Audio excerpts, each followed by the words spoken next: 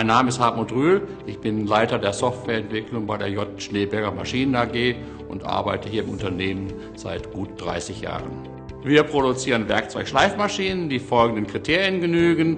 Einerseits bearbeiten wir harte Materialien, wie zum Beispiel Hartmetall, HSS oder Keramik. Als zweites Kriterium wollen wir höchste Präzision erreichen und beste Oberflächenqualität gewährleisten. Wir sind in sehr vielen Anwendungsgebieten tätig, von der Automobil-, Luftfahrt- und Energietechnik, wo wir dort Zerspannungswerkzeuge und Präzisionsteile herstellen. Vor ca. 30 Jahren haben wir eine Industriesteuerung gesucht, die hochflexibel ist, sehr präzise, sehr dynamisch und mindestens 5 Achsen simultan interpolieren kann.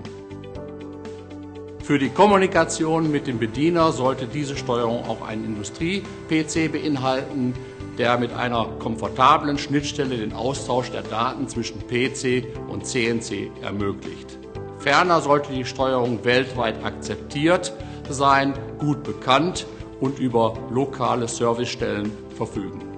Ich bin Antonio Grasso, seit 20 Jahren arbeite ich in der Firma Schneeberger und leite die elektronische Entwicklung. Seit Anfang 2000 hat die Firma Schneeberger die Linearmotor- und Torquemotoren von der Firma Fanuc in der Maschine implementiert. Das hat eine klare Verbesserung in der Schleifqualität und in der Präzision der Werkzeuge gebracht. Wir haben uns für Fanuc entschieden, da Fanuc weltweit eine sehr gute Reputation hat. Fanuc gilt als sehr zuverlässig, ihre Produkte sind sehr langlebig und wir können auf Ersatzteile während des gesamten Lebenszyklus unserer Maschine zurückgreifen. Fanuc Schweiz hat sich in den letzten Jahren als ein sehr zuverlässiger und kompetenter Partner für uns erwiesen. Außerdem in den letzten Jahren mit der Neusteuerung von Fanuc 30iB hat Fanuc eine klare Verbesserung in der Diagnosemöglichkeit und das bringt eine sehr große Zuverlässigkeit der Maschine bei der Firma Schneeberger.